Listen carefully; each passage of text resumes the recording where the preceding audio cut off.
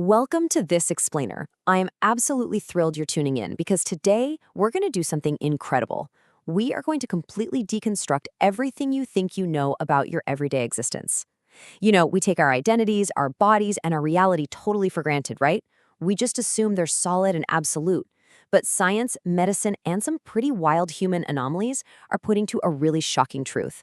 Almost everything that makes up you is actually a brilliantly constructed illusion. So let's dive right into this. Seriously, take a second and really think about this. Where were you before you woke up this morning? Think about that absolute void you existed in during the microsecond before you opened your eyes. In that fleeting moment of deep, dreamless sleep, there was no room, no planet, no body, nothing. Then, click. Instantly, your brain downloaded your name, your age, your address, and of course, all your daily anxieties. It's kind of like every single morning, your brain boots up a pirated copy of yourself from yesterday and convinces you that you've just been here the whole time. And this perfectly highlights the profound contrast between our physical bodies and our pure consciousness. Our bodies are essentially just biological spacesuits. Think about yourself 10 years ago. Because of constant cellular regeneration, virtually not a single cell from that decade-old version of you is actually in your current body today. That physical form, it's completely vanished. Yet the pure consciousness, that timeless observer looking out through your eyes, hasn't aged a single second. It's exactly the same. You aren't the changing physical matter. You are the formless witness observing it all. All right, let's peel back the first layer of the onion with Section 1, the reality filter. Your brain is hiding the world. We're all conditioned to trust our senses implicitly, but your brain is actually acting like an evolutionary prison. It actively filters out 99% of reality. It leaves you with just this tiny, narrow sliver of perception that's strictly designed for biological survival, hiding the infinite complexity of the universe so you don't get completely overwhelmed. And real medical glitches actually prove this filter exists. Take patient SM, for example. She has a rare condition that totally shut down her amygdala. She is literally incapable of feeling fear. She genuinely thinks poisonous snakes are cute. It proves fear isn't some innate reality, but an illusion imposed by the brain to keep us alive. Then there's patient LM, whose brain injury caused her to experience the world as a series of frozen photographs. When she pours tea, the liquid just hangs motionless in the air, proving that our smooth flow of time is just a constructed hallucination. Finally, look at Jason Paget. He survived a traumatic brain injury and suddenly, his visual filter was completely stripped away.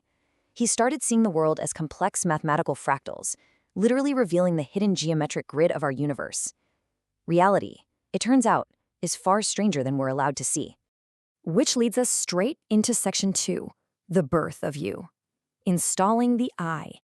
I've got a quick challenge for you. Try to find your absolute earliest memory before the age of 3. Go ahead, try to remember your first steps or your first birthday cake. You can't, can you? You literally have missing years. And the reason why they're missing is honestly a bit terrifying. It's called infantile amnesia. But here's the kicker. Your brain didn't just accidentally misplace those memories, it actively destroyed them. During early childhood, your brain goes through massive neurogenesis, this rapid explosion of new neurons. To make room for a brand new operating system, which is your personality, yourself, your brain ruthlessly severed those early connections. It deleted the files to build the character you currently call I. So how exactly is that artificial I born? Well, at 0 months, a baby doesn't feel separate from its environment at all. Life is just pure chaotic sensation. But at around 18 months, something revolutionary happens, the mirror test. Researchers will place a little red dot on a toddler's forehead. Before this age, they reach for the mirror thinking it's another baby entirely. But right around 18 months, they suddenly reach for their own forehead. That is the precise moment the isolated I is installed. By 3.5 years old, the language barrier locks the whole thing in. We compress these vast, pure experiences into limiting little words, effectively trading our boundless connection to the world for the rigid boundaries of an ego. Moving right along to Section 3, your brain is an antenna, the origin of thoughts. Okay, so if the ego is just an installed program, where do our internal narratives actually come from? Go ahead and tap your temple right now. Listen to that voice inside your head. Are you truly the author of that internal narrator? Are you consciously making the decisions you think you're making? The answer to that is going to disturb you. It's 11 seconds. A genuinely terrifying AI study out of the University of New South Wales placed subjects in an MRI scanner and asked them to simply choose between 2 images. The crazy part? The AI could predict which image the person would choose a full 11 seconds before the person was consciously aware of making the choice. Think about that.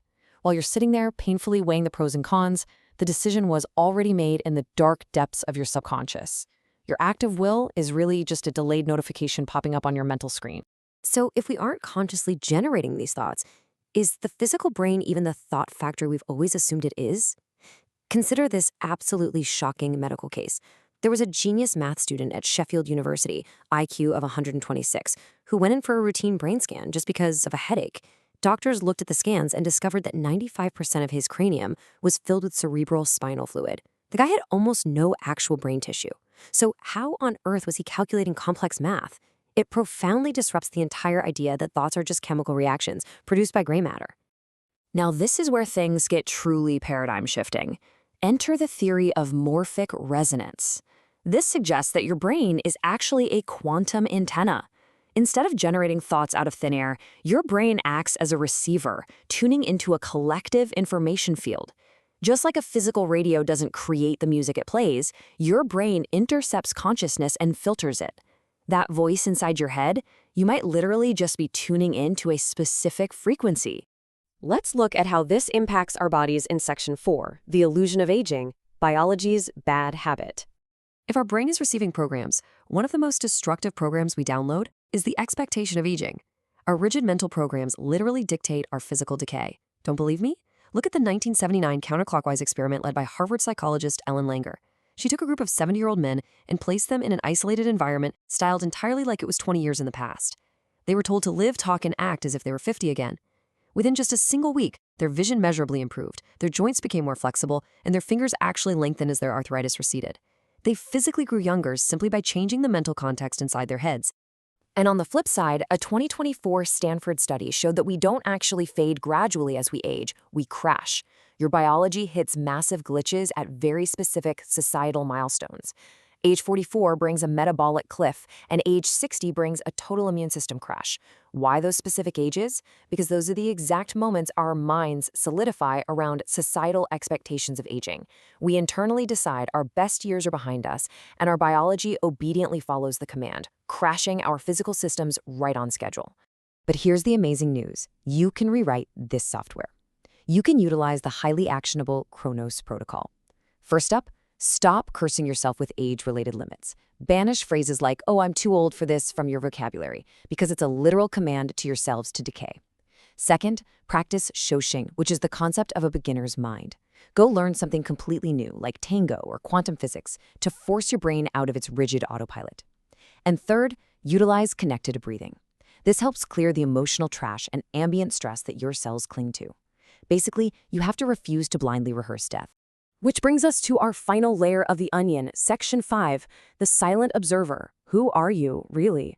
If your childhood memories are deleted, if your thoughts are just received like radio waves, and if aging is essentially a strong suggestion, who are you when everything else is stripped away?